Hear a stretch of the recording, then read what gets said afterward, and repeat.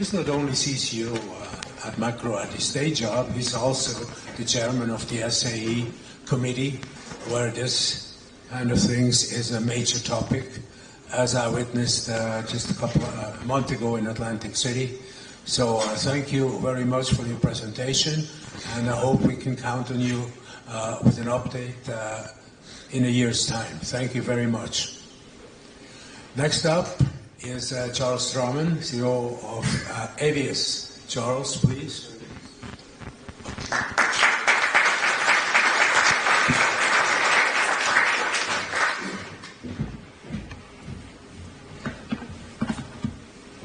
Okay, good morning everyone. I know we're a little bit pressed for time, so you'll be pleased to know that I don't have a lot of words on the slides, and I'll try to get through it quickly.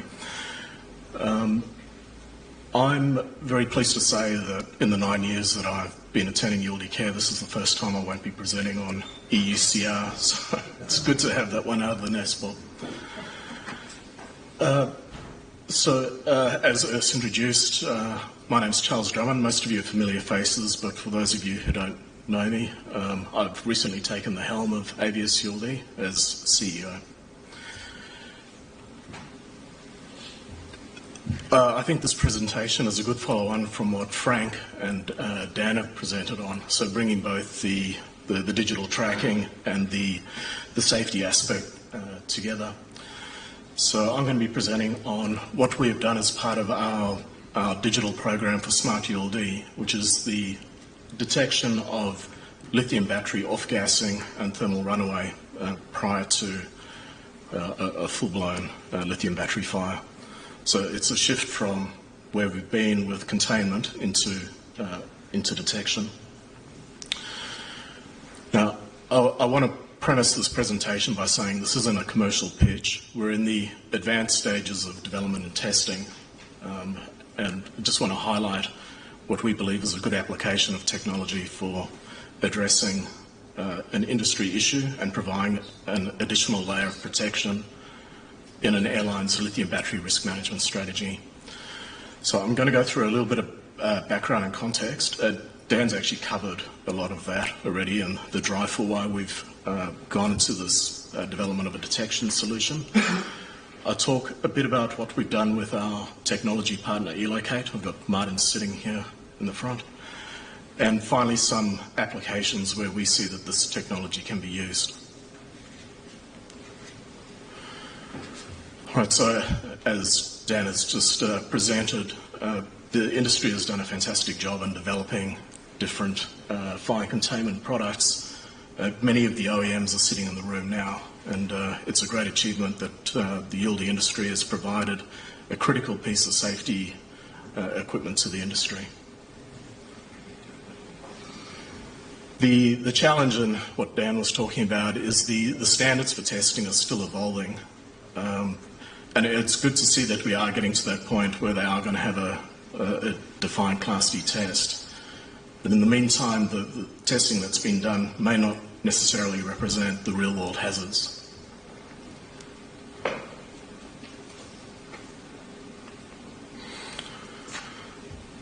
Okay, before I get into the content of the slide, I just want to make it really clear that by no means am I sort of downgrading the importance of the containment products or the testing that's been done. There is a lot of ongoing innovation and development around the products, and the testing is by all the OEMs is contributing to a body of knowledge in the industry, which is then taken to the various technical bodies, whether it's SAE or ULD board. The testing that we have done initially has really been a proxy for the transportation of a load of lithium-ion batteries. And without a standardized test, as Dan mentioned, some of the variables there are up to the OEMs to decide. So the quantities of batteries, the capacity, the states of charge, and even how the ignition is conducted. Now, when we start looking at factoring in passenger baggage into the load, there are so many variables in passenger baggage that defining a standard test that covers all the different permutations and possibilities is going to be very difficult to have a test that covers all of that. There are also trade-offs with some of these containment solutions. So by the nature, there are tighter requirements on maintaining the damage limitations. So associated that with a higher maintenance cost. And also, typically these are heavier than their equivalent products. So from a sustainability perspective, it's a trade-off that has to be considered.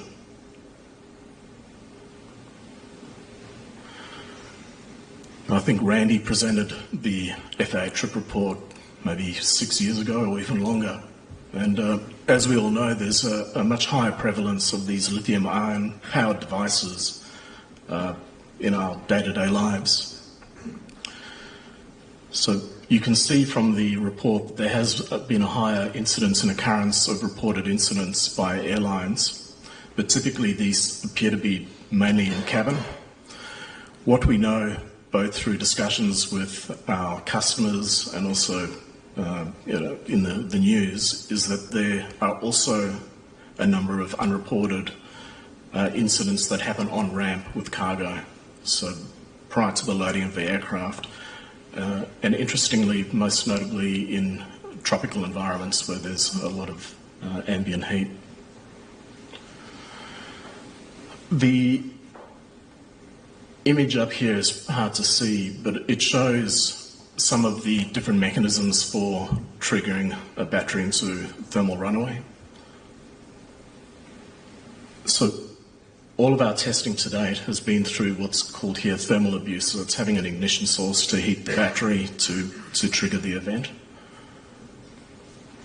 But these two are also of particular interest in passenger baggage. So under the heading there is electrical abuse. So broadly, this is issues with overcharging the lithium batteries or a fundamental issue in the circuitry which triggers the thermal runaway.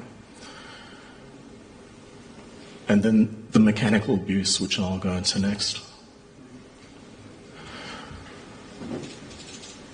All right, so you've all seen these sorts of images, whether it's on YouTube or the news, with the mishandling of baggage by ground handlers. And while you might find it amusing or amazing or makes you angry, while it might be an inconvenience if you break a souvenir while you're on your travels, there is a much bigger issue that some of these particularly cheaper lithium-powered devices get damaged through that process. So that's something that we thought we would look at whether we can test and detect. So in conjunction with our partner Elocate, we conducted a number of tests looking at how easy it was to get some of these smaller devices into thermal runaway. And thermal runaway, just to be clear, doesn't necessarily mean you're going to have a full-blown lithium battery fire. It could mean that just the swelling in the battery or smouldering.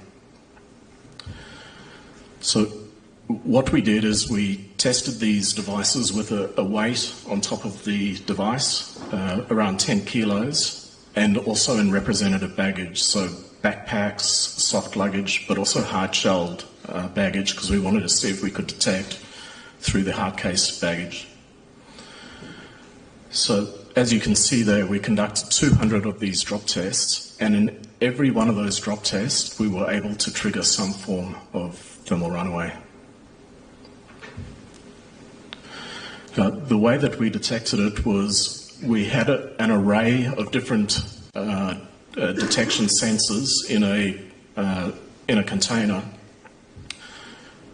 and we were able to detect VOCs, hydrogen, and there was also some other sensors, but not going to reveal all the secret sauce. And you can see in this graph, which is being hidden, the bag was dropped and put in the enclosure, and almost immediately there was a detection of some form of gas.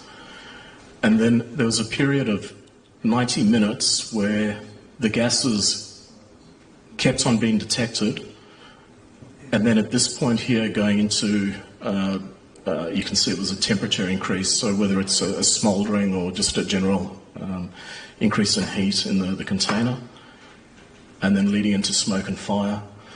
So again, a lot of the damaged batteries didn't go into a full lithium battery fire, but you can see there was localized smouldering which burnt the, don't worry about it, which burnt the clothing. On top of the array of sensors, there's also very advanced algorithms have been developed to look at the combinations of gases that have been detected. And why is that important? It's so that you're not going to get a lot of false positives in an airport environment. So you want to be looking at the combination of gases and also knowing, based on what you're seeing, whether it is going to get into one of these more serious fire events. So based on that testing and looking at the various sensors and the development of the algorithms, we commenced the development of the fire tag. We're mainly engineers, not marketers. So the intention of this product is that it's an additional layer of protection, so either going into an FRC or into a standard container that will detect where you've had one of these incidents of battery damage. As I mentioned, the algorithms are also the key part of the development to make sure that we're minimising or eliminating any false positives. And then as part of our main digital program, this is different from other technology on the market because we decided we didn't want to stick with the common BLE technology. We wanted to ensure that we had devices that didn't require the expensive infrastructure and the limitations of that infrastructure. So this device, this is actually a working device now. This is connected, or we're inside, so it's connected to cellular. When it's outside, it'll connect to satellite. But it's also got the ability to connect to BLE, so that it can connect to a range of different communication protocols. The reason why that hasn't been done with the previous technology is there's always this limitation around battery life, and that's the other key component to our development is our devices are powered by a kinetic power system. So you can probably hear it rattling. That's it's not broken. That's the kinetic mechanism inside, which is maintaining the charge of the battery. The benefit of using both cellular and satellite technology is it means that we can also get very accurate on-ramp geolocation.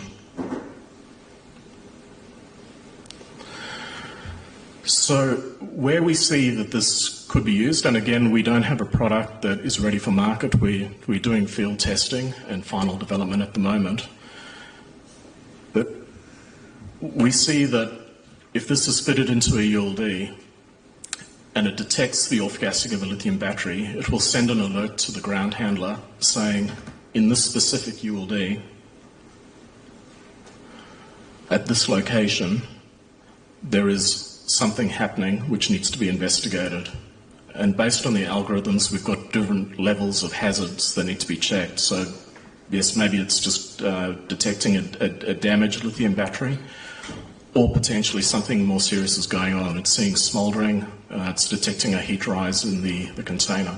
So preventing that ULD from being loaded onto the aircraft with an issue.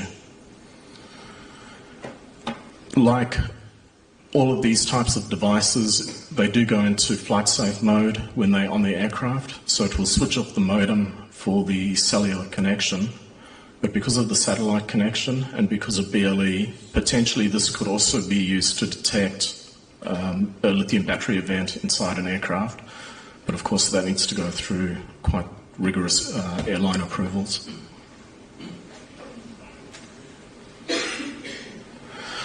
So that's my last slide. We are very positive about this development. We're excited about getting it to market next year, subject to the final development. By no means do we see it as an alternative to the containment strategy. This is an additional level of protection in an airline's risk management strategy. Now, we are exhibiting at the ACHL event, so if you do have any specific questions around our testing or the product, or you want to see a demonstration of the portal, then please come see us at ACHL. That's it for me. Are there any questions?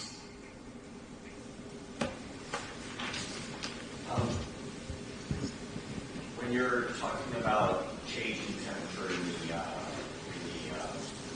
container, how do you differentiate ambient temperature changes? Does it have to detect the gas first before it would trigger on the temperature change? Yeah, exactly, Paul. So it's, like I mentioned, the algorithm's looking at a combination of factors to look at all of them in combination and say, okay, yes, there's a problem happening here. Okay. Thank you. Good morning, Charles. Question, I understand the off-gas and I understand the detection. Have we thought about how do we package this to airliners and freight forwarders, and how do we make business sense? You know, like with everything, it costs. It's going to cost. So how do we pass that on, or to make it a viable solution for the airlines to implement? Cameron, I've had my wrist slapped before for getting into a commercial discussion. Okay, that's fair. That's fair. But as I'm sitting here, I'm thinking about that. The innovation is great, but then we also have to do the business cases and develop the return on investment as to why or how or why customers want to go with this product. So that's what I'm sitting here thinking about. It definitely, safety is paramount, understand the necessity for it, but I'm also thinking from the business side. Yeah, the benefit is that the device is not only the fire tag, you also get all the benefits of a digital tracking solution, and there's other things that we can show you if you come visit us. All right, that's fair. Thank you. Thank you very much, Charles. Very, very interesting. I mean, I was traveling in China the last few weeks.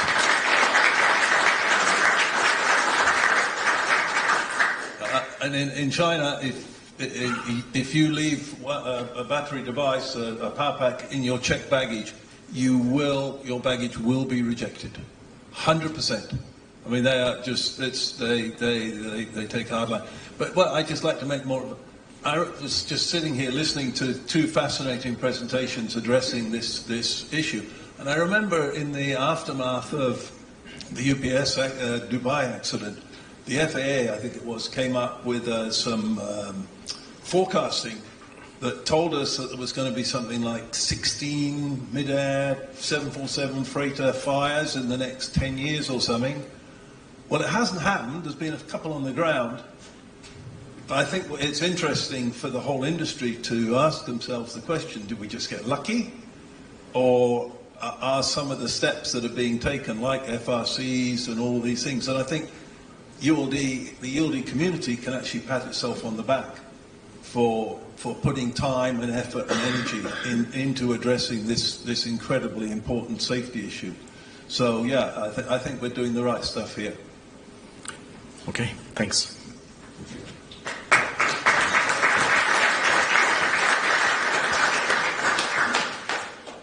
So thanks again for the update of what's happening behind the scenes.